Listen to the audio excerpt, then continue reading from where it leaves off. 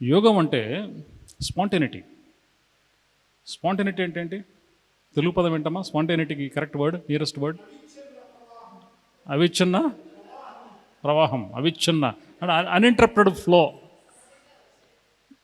Spontaneity అంటే ఇంకొంచెం అది నియరెస్ట్ వర్డ్ కావచ్చు. ఇంకో నియరెస్ట్ స్పాంటేనిటీ అన్ప్లాన్డ్ అనుకోవచ్చా? అన్ప్లాన్డ్ ఏది చెప్పారు? ఆయాచిత ప్రవాహం. ప్రవాహం అనాలోచిత అనుకోవచ్చా? ఓకే, అప్పటికప్పుడు అంతే. ఈరోజు కొత్త డెఫినేషన్ యోగా గురించి మాడుకుందాం. స్పాంటేనిటీ మొదలుపెట్టాం కాబట్టి. స్పాంటేనిటీకి ఆపోజిట్ వర్డ్ ఏంటి? స్పాంటేనిటీ అన్ప్లాన్డ్ కదా. అప్పుడు ఆపోజిట్ వర్డ్ స్ట్రాటజీ అనుకోవచ్చా? స్ట్రాటజీ బాగా వెల్ ప్లాన్డ్ అంటే ఏంటి? Minute details. యోగం అంటే స్పాంటేనిటీ ప్లస్ స్ట్రాటజీ. ఇది యాక్చువల్ యోగం. మైండ్లో స్ట్రాటజీ ఎప్పటి నుంచో ఉంటుంది. మనం ఆలోచనలన్నీ కూడా, మాటలన్నీ కూడా, మన చేష్టలన్నీ కూడా, మన ఫీలింగ్స్ అన్నీ కూడా ఒక స్ట్రాటజిక్ డైరెక్షన్లో వెళ్తూ ఉంది.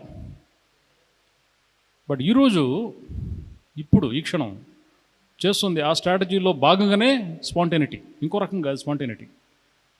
ఓ స్ట్రాటజీ ఉంది, at the same time there is lot of spontaneity.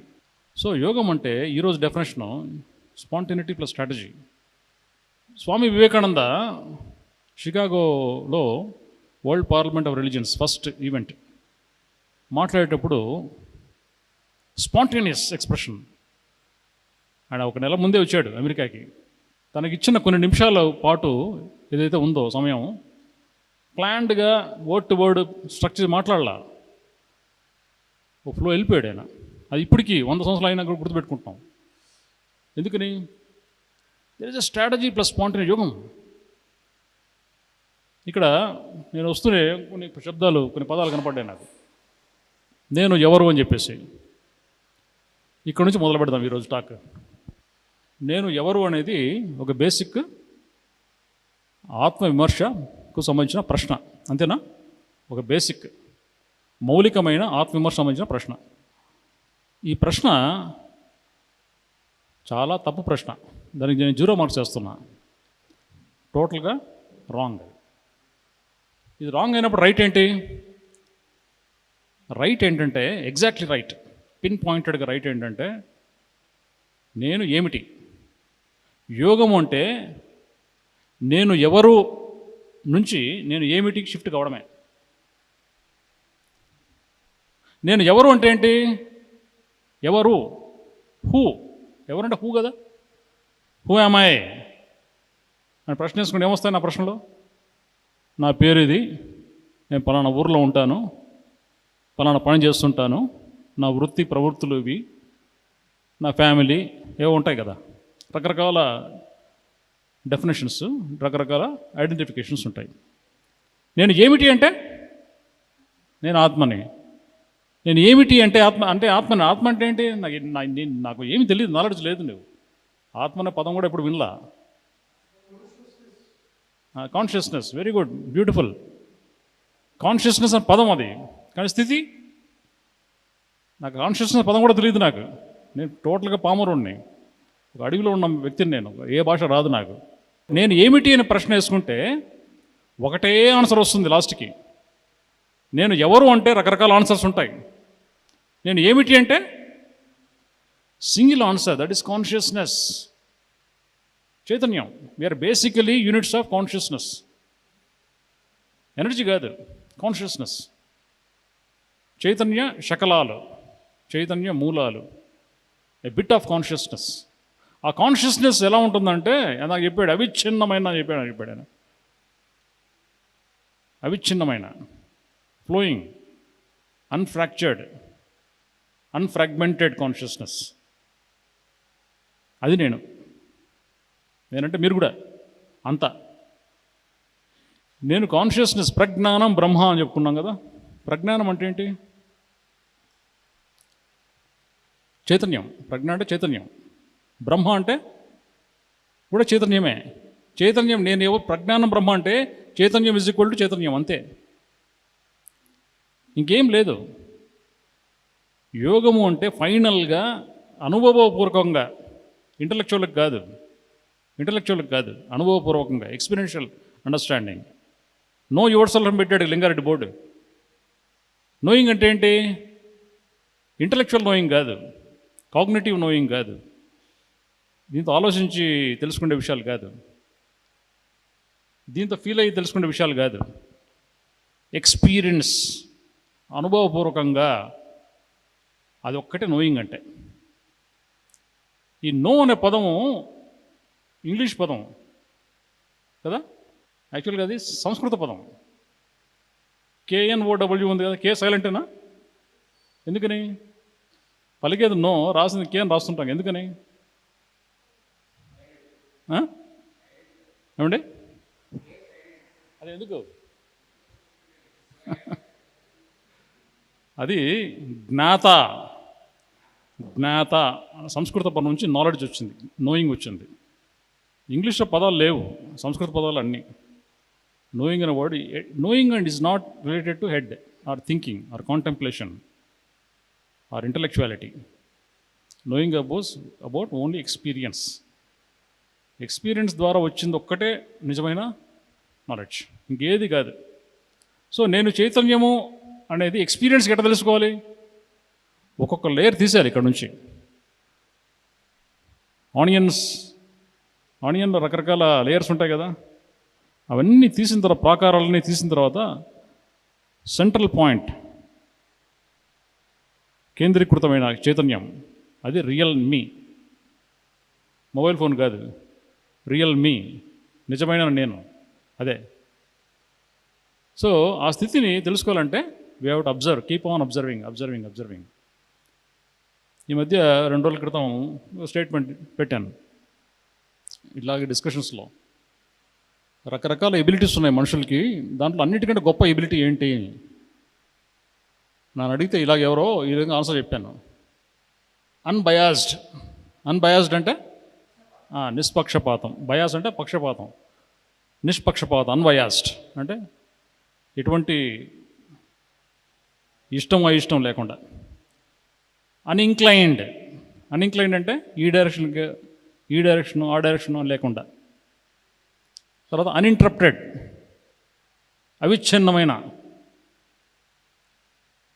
Observing ability is the real highest ability, greatest ability. అవునా? Unbiased, uninclined, uninterrupted. Ability to observe is the greatest of all abilities. ఇదే యోగం అంటే. మనం ఇంతకాలము చాలా సంవత్సరాలుగా శ్వాస మీద ధ్యాస నేర్చుకుంటూనే ఉన్నాం కదా. నేర్చుకోవడం కాదు, 190 మందికి, 190 మంది కూడా నేర్పించి ఉంటాం. కరెక్టేనా? ఇప్పుడు శ్వాసన ధ్యాసన ఏది ఇంపార్టెంట్ ఇక్కడ? ఏమ్మా, శ్వాస ఇంపార్టెంటా? ధ్యాస ఇంపార్టెంట్, శ్వాస కాదు. యోగం అంటే ధ్యాస మీద ధ్యాస, శ్వాస మీద ధ్యాస కాదు, ధ్యాస మీద ధ్యాస. అంటే ఏంటి? Being attentive of your attention. When you are attentive of your attention అంటే అర్థం ఏంటి? మీ ధ్యాస మీద మీరు ధ్యాస పెడితే, మీరు ఎంత అటెంటివ్ ఉన్నారు దాని మీద ధ్యాస పెడితే ఏమవుద్ది? That leads to awareness. Attention leads to awareness. Awareness మీద ఇంకా ధ్యాస పెడితే that leads to awakening. Awakening అంటే మేల్కొనడం. సో నేను ఎవరు అని ప్రశ్న వేసుకుంటే ఎలాగైతే 190 ఆన్సర్లు వస్తాయో, నేను ఏమిటి అని ప్రశ్న వేసుకుంటే ఒకటే వస్తుంది ఆన్సర్. నేను చైతన్యం. ఎటువంటి చైతన్యము? అన్ఫ్రాక్చర్డ్, ఎక్కడ ముక్కలు లేవు. అన్ఫ్రాగ్మెంటెడ్, ఎక్కడ డివిజన్స్ లేవు, దాంట్లో గ్యాప్స్ లేవు. కంప్లీట్ సెంటర్డ్ చైతన్యం, మూల చైతన్యం నేను. సో అది మనం అనుభవపూర్వకంగా తెలుసుకోవాలి. అదే రియల్ యోగం అంటే. ధ్యాస గివ్స్ రైజ్ టు ధారణ. ధ్యాస అంటే ఏంటి? అటెన్షన్. అంతేనా? అటెన్షన్. ధారణ అంటే ఎక్కువసేపు అటెన్షన్, సస్టైన్డ్ అటెన్షన్, దీర్ఘంగా అటెంటివ్గా ఉండడం, అది ధారణ అంటే. ధ్యాస ధారణగా మారుతుంది, ధారణ కాస్త ధ్యానంగా మారుతుంది. ధ్యాసను పట్టుకోవాలి, ధ్యాసను పట్టుకుంటే అది ధారణగా తయారై ధ్యానంగా మలచబడుతుంది. ఆ ధ్యానం కాస్త మోక్షం ఆర్ కైవల్యం ఆర్ నిర్వాణ, whatever you call it, అది ఫైనల్ స్టేజ్. దీన్ని బుద్ధుడి పరిభాషలో పరిశుద్ధి అని పేరు పెట్టాడు ఆయన. పరిశుద్ధి అంటే కంప్లీట్ ప్యూరిఫైడ్ కాన్షియస్నెస్. మీ చైతన్యంలో ఎటువంటి మలినాలు లేకుండా, ఎటువంటి నీడలు లేకుండా, ఎటువంటి ఛాయ లేకుండా క్లియర్గా ప్యూర్గా ఉండడము బోధిసత్వుడి దశ. బోధిసత్వుడు అంటే ఏంటి? బుద్ధుడి కంటే ఒక స్టెప్ కింద. బుద్ధుడి స్టేజ్కి ఎప్పుడూ అదే స్టేజ్లో ఉండడం, ఆ స్టేజ్లో బయటికి రాకుండా ఉండడం నిర్వాణ స్థితి అంటే అదే. ఎప్పుడు అదే స్థితి అంటే ఎప్పుడు ఎల్లప్పుడూ ఏ సిచ్యువేషన్లో ఉన్నా అంతర్ముఖుడుగా, కేంద్రీకృతమైన అంతర్ముఖత్వం. ఉట్టి అంతర్ముఖత్వం కాదు, కేంద్రీకృతమైన అంతర్ముఖత్వం. నా లోపల నేను ఉంటాను, నేను బయటికి రాను. ఏమైనా జరగని బయట, నేను లోపల నుంచి బయటికి రాను. అది నా స్థితి, అదే యోగ స్థితి అంటే. దీన్ని ఇది ఎక్కడి నుంచి మొదలవుద్దంటే ఈ అష్టాంగ మార్గంలో మనందరూ తెలుసు కదా, యమ నియమ ఆసన ప్రాణాయామ, ఇవి ఫస్ట్ అవుట్ సైడ్ చేసే పనులు, డూస్, బయట చేసే పనులు ఇవన్నీ. 5th స్టేజ్ నుంచి స్టార్ట్ అవుతుంది అంతర్ముఖత్వ స్థితి. 5th స్టేజ్ ఏంటి? ప్రత్యాహార, మోస్ట్ ఇంపార్టెంట్ స్టెప్. ప్రత్యాహార అంటే బయట నుంచి లోపలికి వెళ్ళిపోవడం, సెన్సస్ నుంచి, బాహ్యేంద్రియాల నుంచి, అంతరేంద్రియాల నుంచి వెళ్ళిపోవడం. అక్కడ నుంచి ఇంకా రాకూడదు బయటికి. 5th స్టెప్ నుంచి యాక్చువల్ ఇంటర్నలైజేషన్ ఆఫ్ కాన్షియస్నెస్, అంతర్ముఖత్వ స్థితి అనేది ప్రత్యాహారం నుంచి మొదలవుతుంది. అది most important step. Next 4 steps are internal steps, external కాదు. First 4 external, next 4 is internal. ప్రత్యాహార తర్వాత ధారణ అంటే attention, deep attention, sustained attention, ధ్యాన, నిర్వాణ.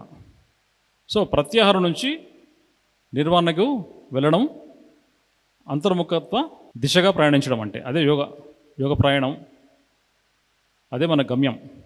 ఈ గమ్యం రీచ్ కావడానికి గమనం వెరీ ఇంపార్టెంట్. గమనించడం ఇంపార్టెంట్. ఈ గమ్యం రీచ్ కావడానికి గమనించడం ఇంపార్టెంట్. గమనించడం అంటే ధ్యాస మోస్ట్ ఇంపార్టెంట్. శ్వాస కాదు, ఆ ధ్యాస ఎక్కడైనా పెట్టండి, శ్వాస మీద పెట్టండి, లైట్ మీద పెట్టండి, ఎక్కడైనా పెట్టండి. నువ్వు మాస్టర్ చేయాల్సింది ఏంటి? ధ్యాసను మాస్టర్ చేయాలి. పట్టుకోవాల్సిన ధ్యాసనం. శ్వాస బిగినింగే, కొంచెం సేపే.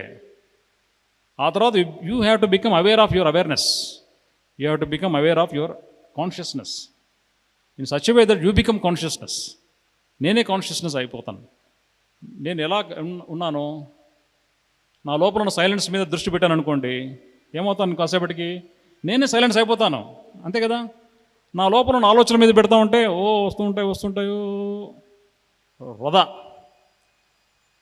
ఆ ఆలోచనల మధ్య సైలెన్స్ని పట్టుకుంటే వి బికమ్ సైలెన్స్. అది యోగత్వ స్థితి అంటే. షిఫ్ట్ కావాలి, అక్కడ నుంచి షిఫ్ట్ కావాలి. ధ్యాసను పట్టుకోవాలి గట్టిగా. ధ్యాస, ధారణ, ధ్యానం. ధ్యాస, ధారణ, ధ్యానం. Attention, awareness, awakening. ఇదే యోగం అంటే. నేను ఎవరు నుంచి నేను ఏమిటి, what am I, who am I కాదు, వాట్ యామ్ ఐ, నేనేమిటి, నేనేంటంటే ఒకటే ఆన్సర్. ఐఎమ్ కాన్షియస్నెస్, ఐఎమ్ బ్రహ్మ, ప్రజ్ఞానం బ్రహ్మ, అహం బ్రహ్మస్మి, నేనే బ్రహ్మ, నేనే చైతన్యం. ఈ స్థితికి రావాలి మనం. నేను 2012లో వరల్డ్ పార్లమెంట్ ఆన్ స్పిరిచువాలిటీ అని చెప్పేసి మొట్టమొదటిది గచ్చిబౌలిలో ఒకటి పెట్టాను. చాలామంది వచ్చారు, చాలా దేశాల నుంచి వచ్చారు, ఆల్ కాంటినెంట్స్ నుంచి, 56 దేశాల నుంచి వచ్చారు. అయితే దాంట్లో ఒక డెలిగేషన్ పోర్చుగల్ నుంచి వచ్చింది. ఒక 20 మంది వచ్చారు వాళ్ళు పోర్చుగల్ నుంచి. దానిలో ఒక ఆవిడకి ఇంగ్లీష్ వస్తుంది, మిగతా వాళ్ళ ఎవరికి ఇంగ్లీష్ కూడా రాదు, పోర్చుగీస్ తప్ప ఏ భాష రాదు వాళ్ళకి. సో ఆ ఒక్క ఆవిడ వాళ్ళ గురువుగారు చెప్పే మాటలు నేను చెప్పే మాటలు గురువుగారికి ట్రాన్స్లేట్ చేస్తూ ఉండేది, ఇంటర్ప్రిటర్. సో నాకు పిటిషన్ పట్టుకొచ్చారు, ఒక ఫైల్ తీసుకొచ్చి ఒక పిటిషన్. ఆ పిటిషన్లో ఏంటంటే 21 జూన్ని ఇంటర్నేషనల్ యోగా డేగా పరిగణించాల్సిందిగా అని చెప్పేసి ఒక లెటర్ ఐక్యరాజ్య సమితికి రాసిందంతా. నన్ను కూడా సైన్ చేయమని చెప్పారు. అప్పుడు ఇంకా రాలా, అనౌన్స్మెంట్ కాలేదు 2012లో. అప్పటికీ ఆయన 13 ఏళ్ళుగా పోరాడుతూనే ఉన్నాడు. 21 జూన్ రోజు ఇంటర్నేషనల్ యోగా డే కావాలని చెప్పేసి 13 ఇయర్స్గా వరల్డ్ వైడ్ అందరినీ కలిసి పిటిషన్స్ అన్ని సంతకాలు తీసుకొని యునైటెడ్ నేషన్స్ పంపిస్తూ ఉండేవాడు ఎన్నో సంవత్సరాలుగా కన్సిస్టెంట్గా. భారతదేశానికి వచ్చిన తర్వాత ఆయన ఇక్కడ యోగా నేర్చుకున్నాడు నార్త్ ఇండియాలో. రామ్దేవ్ బాబా, శ్రీ రవిశంకర్, ఇంకా కొంతమంది యోగా గురువులు వాళ్ళందరినీ కలిసి ఒక మీటింగ్ పెట్టి శ్రీ రవిశంకర్ ఇన్స్పైర్ అయిపోయాడు, ఇది బాగుంది ఐడియా అని చెప్పేసి ఆయనే నరేంద్ర మోడీ గారి దగ్గరికి వెళ్ళి, సార్ ఈ రోజు పెట్టుకుంటే బాగుంటుంది, భారతదేశం నుంచి వచ్చినటువంటి అమోఘమైన సైన్స్, అద్భుతమైన సైన్స్ ఇది, why don't we take credit for what we have been into అని చెప్పేసి ప్రపోజ్ చేసి ఆయన ఇన్స్పైర్ అయిపోయాడు. అంటే చూడండి ఎంత చైన్ రియాక్షన్ అంతా, ఒకరి నుంచి ఒకరు. ఆయన ఇన్స్పైర్ అయిపోతే ఏ లెవెల్కి ఉంటుంది, వెంటనే యునైటెడ్ నేషన్స్లో ప్రతిపాదించాడు.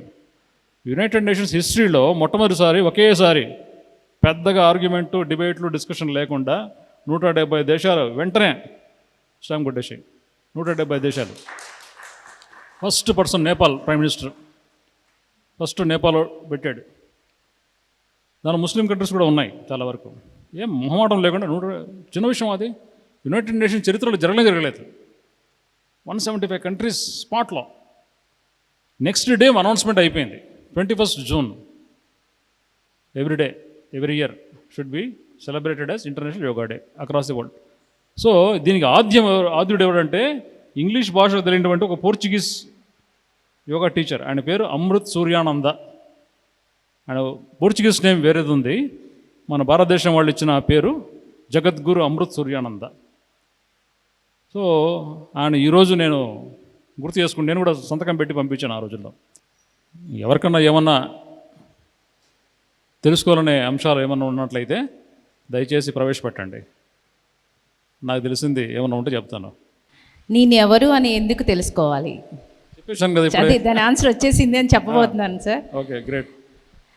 Second question sir, life purpose ఏమిటో తెలీదు, చాలామంది కన్ఫ్యూజ్ అవుతూ ఉంటారు, తెలుసుకోవాలంటే ఏం చేయాలి? ఫస్ట్ ప్రశ్న ఏంటంటే, చాలామంది నీ పర్పస్ ఆఫ్ లైఫ్ ఏంటి అని అడుగుతుంటారు. నా పర్పస్ ఆఫ్ లైఫ్ ఏంటో నాకు తెలియదు, వేరే వాళ్ళు చెప్తేనే తెలుస్తుంది వీడికి. ఇంకా మనకంటే గొప్పవాళ్ళు, లేకపోతే సీనియర్ అనబడేవాళ్ళు, లేకపోతే ఎప్పటి నుంచో ధ్యానం చేసేవాళ్ళు చెప్తే ఇంకా ఈయన పర్పస్ క్రియేట్ చేస్తాడు. వీడికి స్వానుభవంతో తెలుసుకున్నది కాదు. లైఫ్కి ఏ పర్పస్ లేదు, ఫస్ట్ పాయింట్. లేదంటే లేదని కాదు, దీని అర్థం వేసుకున్న పాయింట్లో డిఫరెన్స్ ఉందన్నమాట. అది ముఖ్య ఉద్దేశం. మనము చుట్టుపక్కల చూసే పక్షులు, జంతువులు, చెట్లు, వీటికి పర్పస్ ఏంటి? ఒక చెట్టు, మంచి చెట్లు ఉన్నాయి కదా, బ్యూటిఫుల్ ట్రీస్ ఉన్నాయి. జంతువులు, మీ ఇంట్లో ఉన్న కుక్క పిల్ల అనుకోండి, ఒక ర్యాబిట్, ఒక లయన్, ఒక పాము, ఒక కప్ప, చిన్న చీమ, వాటి పర్పస్ ఏముంటాయి? ఏముండదు సార్. ఉండదా? ఉండదు సార్. అది తింటమే, వాళ్ళకి ఆకలి వేసినప్పుడు తింటాయి అంతే, మళ్ళీ నిద్ర వచ్చినప్పుడు పడుకుంటాయి. వాటిని మీరు పర్పస్ ఏంటి అని అడిగారండి, ఏమవుద్ది? అడగం కదా సార్. కన్ఫ్యూజ్ అయిపోయి సైకాట్రిక్ హాస్పిటల్లో అడ్మిట్ అవుతాయి. కన్ఫ్యూజన్ తప్ప ఇంకోటి లేదు. కుక్క పిల్లని, ర్యాబిట్ పిల్లని, పాము పిల్లని అడిగితే వాటి పర్పస్ వాటికి తెలిసినంతగా మనకు తెలియదు. వాటి పర్పస్ ఏంటంటే ఆనందంగా ఉండడం వాటి పర్పస్. ఏ అనిమల్ ప్రకృతిలో బాధగా ఉండవు. గమనించారా బాధపడుతున్న కుక్క పిల్లని? అంటే ఇక్కడ స్ట్రీట్స్లో ఉంటాయి, నేచర్లో ఏది బాధలో ఉండదు. చిన్న వైరుధ్యం గురించి చెప్తాను, వైవిధ్యము వైరుధ్యం కూడా. ప్రకృతిలో చంపి తినే జంతువులు ఉన్నాయి, తినబడే జంతువులు ఉన్నాయి కదా. కొన్ని శాకాహారులుగా ఉండడం వల్ల ఇంకోటి చంపి తినవు, అవి మొక్కలు గడ్డి ఏదో తినేస్తుంటాయి. వీటిని చంపి తినే జంతువులు చాలా ఉన్నాయి కదా. వాటిలో పక్షులు ఉన్నాయి, జంతువులు ఉన్నాయి, అన్నీ ఉన్నాయి. ఈ ర్యాబిట్ పిల్ల ఒకటి ఉన్నది, దాని ఏజ్ ఒక 1 year. ర్యాబిట్ పిల్ల ప్రకృతిలో హ్యాపీగా సంచరిస్తా ఏ దొరికితే అది తిని, ఏం దొరకకపోతే పస్తు పడుకొని హ్యాపీగా ఉంటాయి. ఆకలితో కూడా హ్యాపీగా ఉంటాయి అవి. వాటర్ దొరికితే తాగుతాయి, లేకపోతే లేవు. వాటికి ఏదో ఒక రోజు తను చంపబడుతున్న విషయం తెలుసు. మీకు తెలుసు ఆ విషయం? దానికి తెలుసని వాడు తెలుసు. ప్రతి కప్ప పిల్లకి, ప్రతి చీమ పిల్లకి, ప్రతి ర్యాబిట్ పిల్లకి నేను ఏదో ఒక రోజు తక్కబడి లేదా చంపబడి తినబడతాననే విషయం తెలుసు బాగా. అది తెలిసినప్పుడు బాధలో ఉండాలి కదా. బాధలో ఉంటాయి అవి, ఎప్పటికీ ఉండవు. అందుకే ఒక గొప్ప సెయింట్ స్కాట్ పెక్ అనే ఆయన ఒక మాట చెప్పాడు, the real security lies in insecurity అన్నాడు. అని అర్థం ఏంటి? దాని జీవితం పొద్దు నుంచి రాత్రి వరకు ఇన్సెక్యూరిటీ. ప్రతి క్షణము ఇన్సెక్యూర్గా ఉన్నప్పుడు అది ఒక రాంటి సెక్యూరిటీ ఇస్తుంది. నువ్వు ఏ క్షణమైనా చనిపోతారా బాబు ఉన్నప్పుడు ఎట్లా ఉంటుంది feeling? You feel more secure. పోతే పోనీ ఎప్పుడైనా పోతాం కదా, let me be happy, let me enjoy my life అనే ఫీలింగ్లో ఉంటామా లేదా? మళ్ళీ మనిషికి ఎందుకు రాదా ఫీలింగ్? మనిషికి కూడా లైఫ్ టైం ఇమ్మోర్టల్గా ఉంటాం ఇక్కడ. ఓకే, ఉండేవాళ్ళు ఉండొచ్చేమో, చాలామంది అయితే లేరు కదా. ఏ క్షణమైనా ఏదైనా జరగచ్చు కదా. Anything can happen any time to anyone. But we are not happy. ఆనందం, సుఖం అవి ఆనందంగా ఉంటాయి. సుఖం లేకపోవచ్చు, బట్ ఆనందంగా ఉన్నాయి. ఏంటి తేడా సుఖానికి ఆనందానికి? వస్తు రూపేణ వచ్చేదా సుఖం. డబ్బులు ఉన్నాయి, సుఖం. కారు ఉంది, సుఖం. మంచి ఇల్లు ఉంది, సుఖం. వస్తు రూపం అవన్నీ. అవి లేకపోతే ఆ సుఖం ఉండదు. బట్ ఆనందం అంటే బాహ్యంగా ఎలా ఉన్నా లోపల కదలిక లేనటువంటి నిశ్చలమైన స్థితి ఆనందం అంటే. యోగ స్థితి అలాగే ఉండాలి. అనిమల్స్ అన్నీ కూడా ఆనందాన్ని అనుభవిస్తూ మాస్టర్ సంపాదించాయి. అదే పర్పస్ ఆఫ్ లైఫ్. వావ్. మనిషి కూడా ఈ సుఖం అనే ఎలిమెంట్ నుంచి ఆనందం అనే ఎలిమెంట్కి వెళ్ళాలి. ఆనందం is irrespective of any situation. నీ దగ్గర డబ్బులున్నా లేకపోయినా, ఫుడ్ ఉన్నా లేకపోయినా ఆనందంగా ఉండగలుగుతారు.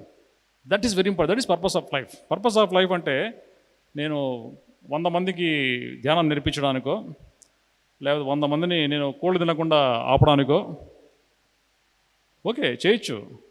But great purpose, real purpose ఏంటంటే ఆనందంగా జీవించడం. First point. ఆనందం పూర్తిగా వచ్చిన తర్వాత ఏం చేస్తామంటే నీ ఇష్టం. జంతువులు ఆనందంగా ఉన్నాయి కదా, ఏం చేస్తుంటావు? ఇంకో వాడికి మెడిటేషన్ నేర్పియవు, నేర్పించడం అవసరమే లేదు. అక్కడ అన్నీ ఆనందంగా ఉన్నాయి. మనం అనుకుంటున్నాం వాడి పర్పస్ తెలియదని చెప్పేసి, అది సమస్య ఇక్కడ. వాడి గురించి వాడి బ్రహ్మాండంగా తెలుసు, మనకే తెలీదు. మనకు తెలియదు కాబట్టి ఇట్లా క్వశ్చన్ వస్తున్నాయి. పర్పస్ ఆఫ్ లైఫ్ అంటే ఏంటని బుర్రగొక్కుంటున్నాం. ఇక్కడ ఏమీ లేదు, ఏమీ లేదు. ఆనంద స్థితిని మాస్టర్ సంపాదించాలి. ఆ తర్వాత నీ ఇష్టం ఏం చేయాలంటే అది కరెక్ట్, అంతే. ఒక అనిమల్ లాగా జీవించాలి, ఒక చెట్టులాగా జీవించాలి, ఒక చీమలాగా జీవించాలి, ఒక పాములాగా జీవించాలి. ఎప్పుడు ఆనంద స్థితి. అదే purpose of life. Separate purpose లేదు. Purpose of life is subjective, not objective. ఏంటి డిఫరెన్స్ ఏంటి? ఏంటి డిఫరెన్స్ ఏంటి? Purpose of life is subjective. What is difference? Purpose of life అనేది సబ్జెక్టివ్ ఫెనామినా. అంటే ఏంటి? అంతర్ముఖమైన అంశం అది. నేను ఎంత ఎదవనరా బాబో తెలుసుకోవడమే పర్పస్ ఆఫ్ లైఫ్. నేను ఎంత ఆనందంగా లేనో లేకపోతే ఉన్నానో తెలుసుకోవడమే పర్పస్ ఆఫ్ లైఫ్. లోపల అంశాలు, ఇంటర్నల్ అఫైర్స్. సబ్జెక్టివ్ అంటే ఇంటర్నల్ అఫైర్. ఆబ్జెక్టివ్ అంటే బాహ్యంగా చేసే పనులు. నేను 1,00,000 క్లాసులు కండక్ట్ చేయాలని లింగారెడ్డికి గోల్ పెట్టుకున్నాడు, తప్పేం లేదు. ఆబ్జెక్టివ్ అదంతా. First subjective is a mastery, second thing is missionary. First thing is అంతర్ముఖ, సెకండ్ ఈజ్ బాహ్యముఖ. First is acquiring knowledge, second is dissipating knowledge. నిర్వాణ పరినిర్వాణ అంటుంటాం కదా. ఫస్ట్ నిర్వాణ స్థితి సంపాదించాలి. నెక్స్ట్ అదే స్థితి ఎంతమందిలో ఉందో లేదో తెలుసుకొని ఇన్స్పైర్ చేయగలగాలి. విషయ జ్ఞానం కాదు, ఇన్స్పిరేషన్ అనేది జ్ఞానమే. ఇన్స్పిరేషన్ కూడా సైన్సే. Inspire people, spiritual inspiration, spiritual knowledge కాదు. ఓకే, నాలెడ్జ్ కూడా అవసరమే కావచ్చు, బట్ మోస్ట్ ఇంపార్టెంట్ ఇన్స్పిరేషన్. అదే purpose of life. If at all there is one purpose, that is subjective in nature. Objectivity of purpose, whatever that we think it is something related to, is not real purpose. Subjective element is most important to understand the purpose of life, not objectivity. నేను ఇందాక ఏం చెప్పానంటే purpose of life అంటే internal affair అని చెప్పాను, అవునా? అంతర్ముఖమైన వ్యవహారం, బాహ్యముఖమైనది కాదు. అనిమల్స్తోనే కంపేర్ చేశాను. అనిమల్స్ మనకంటే ఖచ్చితంగా గొప్పవి, అంతేనా? వాటికి సహజంగా ఆనందంగా ఉన్నాయి. వాటి ఆనందానికి ఏ ధ్యానం అవసరం లేదు, ఏ యోగా అవసరం లేదు, ఏ ఇంటర్నేషనల్ డేస్ అవసరం లేదు అనిమల్స్కి. మనుషులకు అవన్నీ లేవు కాబట్టి ఇవన్నీ వ్యవహారాలు కావాలి. సో ఇప్పుడు మీరు ఒక ప్రశ్న అడిగారు, ఇప్పుడు నేను ఎక్కడికి వెళ్ళాలి చనిపోయిన తర్వాత, ఎక్కడి నుంచి వచ్చాను? కస్వం కోహింకుత ఆయుధ కామే జనని కోమే తాత ఇది పరిభావాయ సర్వమసానం అని చెప్పాడు.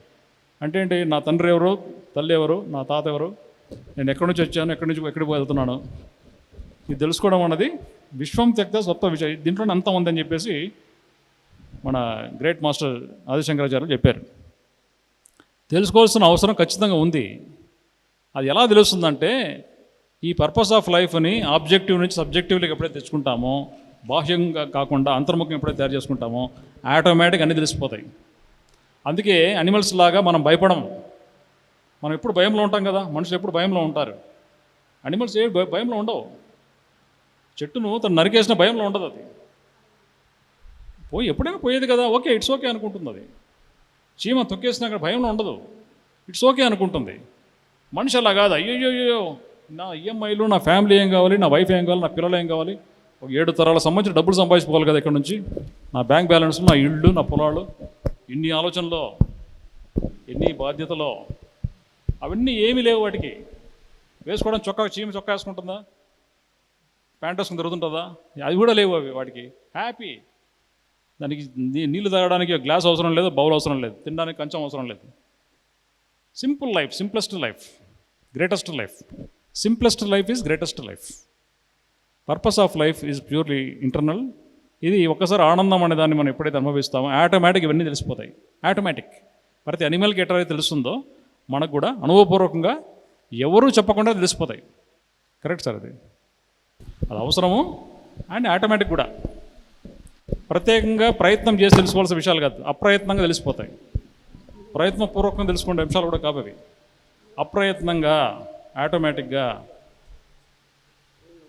వాటంతకు అవే లోపల నుంచి గోచరిస్తాయి. ఇవి చేయకుండా ఉండడమే ప్రాక్టీస్. చేయకుండా ఉండడమే ప్రాక్టీస్. చేయకుండా ఉండడం గొప్ప విషయం, అది కష్టం. చేయడం ఈజీ. ఏదైనా సరే చేయకుండా ఉండడం అనేది చాలా కష్టం. Non doing is most difficult. యోగము ఆధ్యాత్మిక అంటే చేయకుండా ఉండడమే.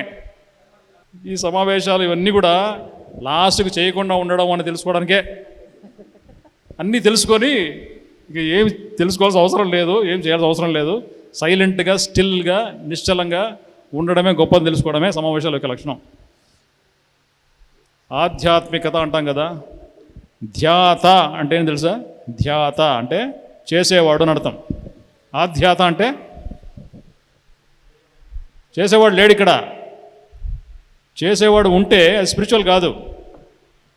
చేసేవాడుని నిర్మూలించడమే ఆధ్యాత్మికత అంటే. చేసేవాడిని నిర్మూలించడమే.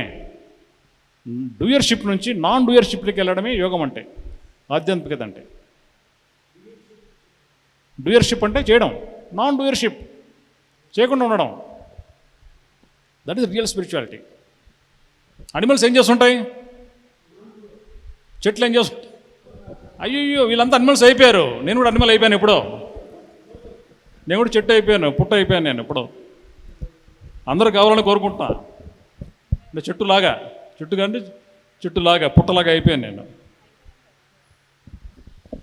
సార్ చాలా థ్యాంక్ యూ సార్. అంటే మాకు ఇప్పుడు అర్థమైంది ఏంటంటే, మనం ఎప్పుడైతే ఆనందంగా ఉన్నామో, ఏ పని చేస్తే ఆనందంగా ఉంటామో అది పర్పస్ ఆఫ్ లైఫ్ అనుకోవచ్చు కదా సార్. Thank you sir. అంతే. అంటే మనం జనరల్గా ఆనందంగా లేవేంట్రా, హుషారుగా లేవేంట్రా అని మాటలు వింటూ ఉంటాం. అయితే వాడు చాలా బ్యాలెన్స్డ్గా ఉండొచ్చు. ఇటు వచ్చినా అటు వచ్చినా బ్యాలెన్స్డ్గా ఉండొచ్చు. ఆ విషయం సామాన్యుడిగా నాకు తెలియకపోవచ్చు. కానీ వాడు బ్యాలెన్స్డ్గా ఉంటాడు, పల్లెటూరు వాడైనా ఇంకోటైనా. ఆనంద స్థితి అని మనం ఏదైతే అంటున్నామో అది ఎగిరి గంతులేసి టకటక తిరిగే స్థితి హుషారుగా, లేదా ఎటు అంటే వాడు ఉన్న స్థితికి బ్యాలెన్స్డ్గా ఉండడమా, అంటే ఏది వచ్చినా వాడు బ్యాలెన్స్డ్గా ఉండడమా, ఏది ఆనంద స్థితి అని అడుగుతున్నాను. ఇంతగా మీరు చెప్పకముందే ఆన్సర్ చెప్పాను దానికి. వస్తు రూపంగా వచ్చేది ఆనందం కాదు. నాకు కారు, ఒక బైకో, లేకపోతే ఇంకోటి లగ్జరీ వెహికల్ ఉంటే వచ్చేది ఆనందం కాదు. ఎందుకంటే అది పోయినప్పుడు చాలా బాధపడతాం. అవునా? ఏదైతే సుఖాన్ని ఇస్తుందో అదే వస్తువు లేనప్పుడు దుఃఖం ఇస్తుంది. అంటే మీ యొక్క ఆనందం అనేది అది ఉండడము ఉండకపోవడము అనే దాన్ని బట్టి ఉండేది కాదు. ఆనందం అంటే అది ఉన్నా లేకపోయినా నిశ్చలంగా,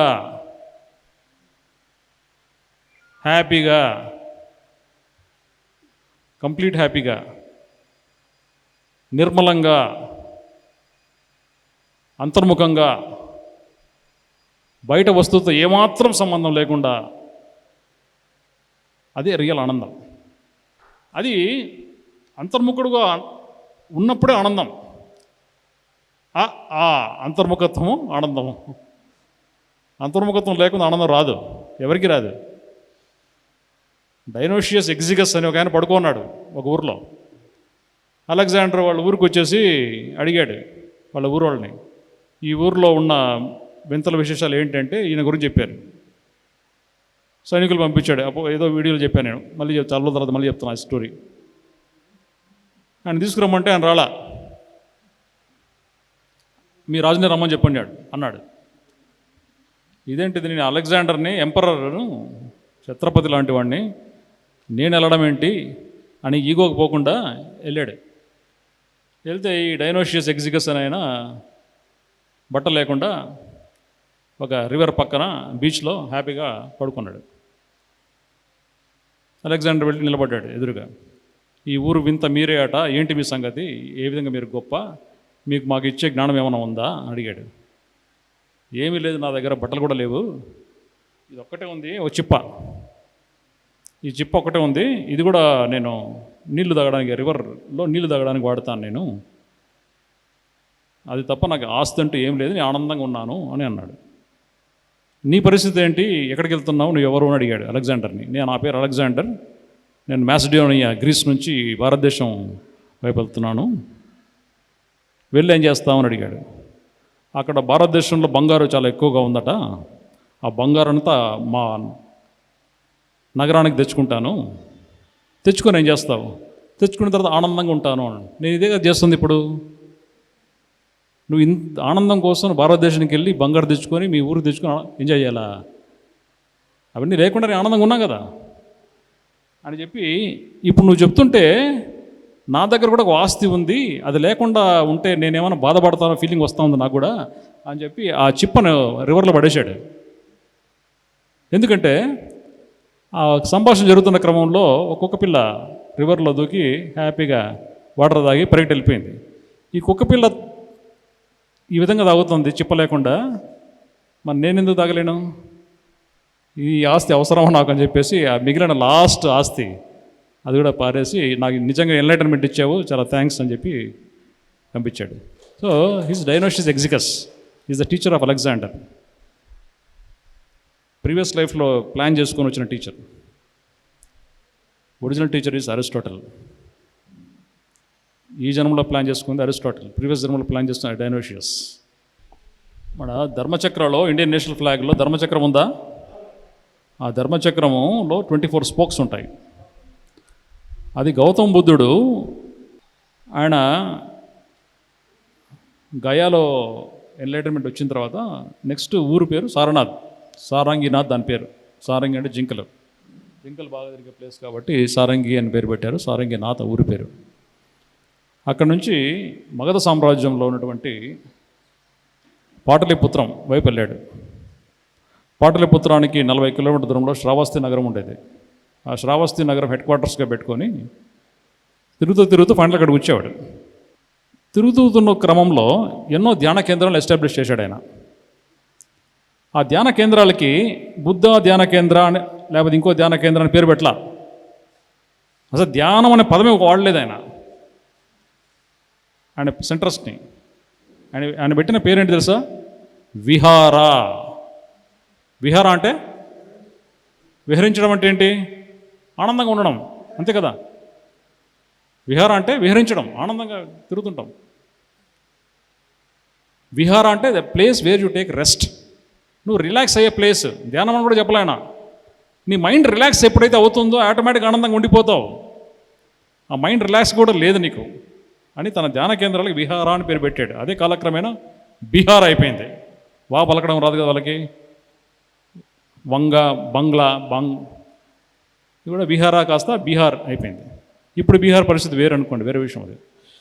but Gautam Buddha called this meditation centres as vihara. You have take rest first. Mind కూడా రెస్ట్ కావాలి ఫస్ట్. ఈ మైండ్కి రెస్ట్ లేదు చాలామందికి. యాస్ట్రల్ ట్రావెల్ అంటే ఏంటి? సూక్ష్మ శరీరం ఎలా బయటకు వెళ్తుంది, ఎలా లోపలికి వస్తుంది? అయ్యో, మంచి ప్రశ్న. ఈరోజు మీకు మంచి ఆన్సర్ ఇస్తాను, శ్రద్ధగానండి. ఫస్ట్ మనం అర్థం చేసుకోవాల్సింది ఏంటంటే, ఇందాక అనుకున్నట్లుగా మనం బేసిక్గా చైతన్య స్వరూపం. ఇది అనుభవపూర్వకంగా అందరూ తెలుసుకోవాల్సిందే. అనుభవపూర్వకంగా నేను చైతన్య స్వరూపుణ్ణి అని తెలుసుకున్న తర్వాత ఏమవుతుంది? నేను నా చైతన్యంతో ఐడెంటిఫై అవుతాను. అవునా? నా శరీరంతో ఐడెంటిఫై కాను. నా నామము, నా రూపం మీద ధ్యాస ఉండదు నాకు. అందుకే హూ యామ్ ఐ నుంచి వాట్ యామ్ ఐ షిఫ్ట్ ఎప్పుడైతే అవుతానో నేను కాన్షియస్నెస్ అని అర్థమవుతుంది. అప్పుడేమవుద్ది? నాలో బాడీ ఉంది, బాడీలో నేను ఉండడం కాదు.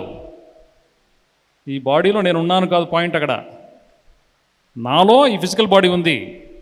అక్కడ షిఫ్ట్ అయిపోవాలి కాన్షియస్నెస్. ఆ పారాడిమ్ షిఫ్ట్ అంటాం దాన్ని. మన ఐడెంటిఫికేషను, రెఫరెన్స్ పాయింట్ పూర్తిగా ఇక్కడి నుంచి ఇక్కడ షిఫ్ట్ అయిపోవాలి. బాడీలో నేనున్నాను కాదు, రాంగ్. నాలో ఫిజికల్ బాడీ ఉంది. మళ్ళీ నేను ఎక్కడున్నాను?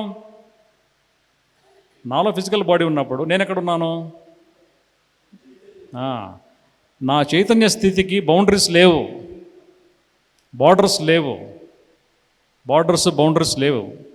నేను అంతా వ్యాప్తి చెంది ఉన్నాను. వ్యాప్తి అంటే చెంది ఉన్నాను. ఆ యూనివర్సల్ ఇంటెలిజెన్స్తో నేను కనెక్ట్ అయి ఉన్నాను. నేనే అది. నేను వాటర్ అని తెలుసుకున్నప్పుడు నేను సముద్రం అయిపోతాను కదా. ఒక బిందువు స్థితిలో నేను ఉన్నాను ఫస్ట్. ఆ బిందువు అనేక బిందువుల్లో ఉన్న కలయిక సముద్రం. నేను సముద్రం అని ఫీలింగ్గా వెళ్ళిపోయాను. అప్పుడేమవుద్ది? నేనంతా బిందు స్థితి నుంచి సముద్ర స్థితికి వెళ్ళిపోయాను. యాస్ట్రల్ ట్రావెల్ అంటే బాడీలోంచి బయటకు పోవడం కాదు. అక్కడ నాలోనే బాడీ ఉన్నప్పుడు ఇంక నేను బాడీ నుంచి బయటకు పోవడం ఏంటి? ఈ యాస్ట్రల్ ట్రావెల్ అని మనం ఏదైతే అనుకుంటున్నామో అది అప్రయత్నంగా ప్రతి ఒక్కళ్ళకి, ముఖ్యంగా చిన్నపిల్లలకి ప్రతిరోజు జరుగుతుంటుంది. న్యాచురల్గా జరిగే యాస్ట్రల్ ట్రావెల్ ఎక్కడెక్కడ ఉంటాయంటే, ఫస్ట్ వన్ వచ్చేసి పిల్లలకి. ఎందుకు పిల్లలకి ప్రతిరోజు మంచి కాన్షియస్ యాస్ట్రల్ ట్రావెల్ జరుగుతుందంటే, వాళ్ళు ఫ్రెష్గా వచ్చారు పైనుంచి. వాళ్ళ ఐడెంటిఫికేషను ఈ స్థూల ప్రపంచం కాదు, దాంతో అటాచ్ అయి ఉన్నారు. నేను అక్కడి నుంచి వచ్చాను అన్న అండర్స్టాండింగ్తో ఉంటారు వాళ్ళు. మనము ఇక్కడి నుంచి ఎక్కడికి పోవాలని ఆలోచిస్తుంటాం. మనం దీనితో ఐడెంటిఫై అయ్యాము కాబట్టి మనం ఇక్కడి నుంచి ఇక్కడికి వెళ్ళాలని ఆలోచిస్తున్నాం. చిన్నపిల్లలు అట్లా కాదు, అక్కడి నుంచి వచ్చాము, దాంతో కనెక్ట్ అయి ఉన్నారు వాళ్ళు. ఐడెంటిఫికేషన్ ఎక్కువ దాంతో ఉంది. ఈజీ, ప్రతిరోజు జరుగుతుంది వాళ్ళకి యాస్ట్రల్ ట్రావెల్. పెద్దలకి ప్రయత్నంగా మా గురువుగారు చెప్పారు 3 గంటలు చేస్తే యాసిడ్ ట్రావెల్ జరుగుతుందని చెప్పేసి పాపం కష్టపడి కూర్చుంటాడు, బాడీలోంచి బయటికి రాదు వాడికి. వేరే వాడు ఏదైనా ఎక్స్పీరియన్స్ చెప్తే పెద్ద డిప్రెషన్, అది ఇంకా పెద్ద టార్చర్ అది. సో నిజంగా కాన్షియస్గా ఫిజికల్ బాడీతో మీరు ఐడెంటిఫై కాకుండా, శ్రద్ధగా వినండి, ఫిజికల్ బాడీతో ఏమాత్రం మీరు ఐడెంటిఫై కాకుండా కాన్షియస్నెస్తో, చైతన్యంతో మీరు ఐడెంటిఫై అయ్యారంటే నెక్స్ట్ క్షణం మీరు బాడీ నుంచి సపరేట్ అయిపోతారు. కళ్ళు తెరుచుకున్నా కానీ ప్రతి జీవి, జింక పిల్ల కానీ గుర్రం పిల్ల కానీ అడవిలో చంపబడుతున్నప్పుడు పులితో సింహంతోనో కాన్షియస్గా ఏమాత్రం భయం లేకుండా సపరేట్ అయిపోతుంది బాడీ నుంచి. దాని మీద ఎటువంటి ఏ ద్వేషం లేదు. సింహం మీద దాని శరీరం, నాలో ఉంది శరీరం, ఇది నేను కాదు, నాది కాదు, ప్రకృతిది. నా శరీరం ఇంకో దానికి ఆహారం అవుతుంది, నేను ఇలాగే ఉన్నాను. ఆ కాన్షియస్నెస్ అనిమల్స్కి ఉంటాయి, ఓ చెట్టుకు ఉంటుంది, పక్షికి ఉంటుంది, ఖనిజాలకు ఉంటాయి. మనుషులకు అన్నిటికీ ప్రయత్నాలు కావాలా, సాధన కావాల్సిందే.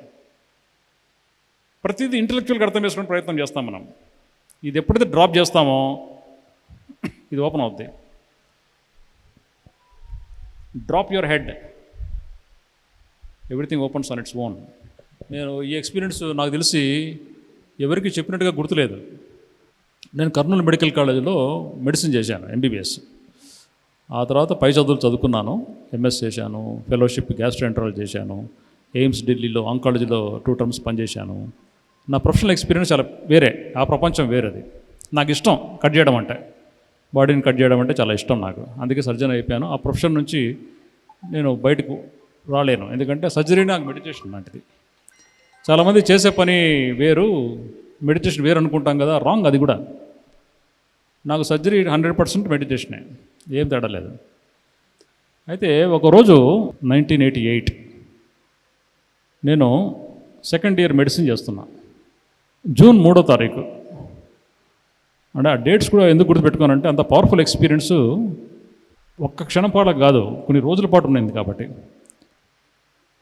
నేను అనాటమీ ఎగ్జామ్, అనాటమీ అంటే తెలుసు కదా, శరీర నిర్మాణ శాస్త్రం, బాడీ డిసెక్షన్ అనమాట, డెడ్ బాడీని డిసెక్ట్ చేస్తుంటాము. ఆ సబ్జెక్ట్ చదువుతున్నాం, ఎగ్జామ్స్కి ప్రిపేర్ అవుతున్నా, థియరీ ఎగ్జామ్ కాబట్టి. నేను పుట్టింది కడపలో పుట్టాను. నేను చదువుకుంది ఎంబీబీఎస్ కర్నూలులో చదువుకున్నా. కొన్ని రోజుల ముందే వచ్చాను హాస్టల్కి, కొంచెం బాగా చదువుకోవడానికి ఈజీగా ఉంటుందని చెప్పేసి 5 days ముందు వచ్చాను.